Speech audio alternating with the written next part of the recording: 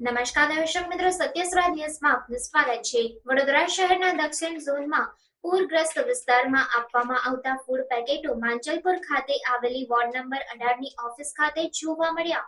માંજલપુર ખાતે આવેલી ward number 18 ની ઓફિસ દક્ષિણ ઝોન પૂરગ્રસ્ત વિસ્તારમાં આપવામાં આવતા ફૂડ પેકેટોને પીડિતોને આપવાની જગ્યા પર વોર્ડ 18 ની ઓફિસમાં પાણીની બોટલ, ફૂડ પેકેટ સાચવીને રાખવામાં આવે છે। પછી વડોદરા કોર્પોરેશનનો વિરોધ થાય જ ને લોકો મુખે સાંભળવામાં આવ્યું। વોર્ડ નંબર 18ના વોર્ડ ઓફિસર સુરેશભાઈ મકવાણા।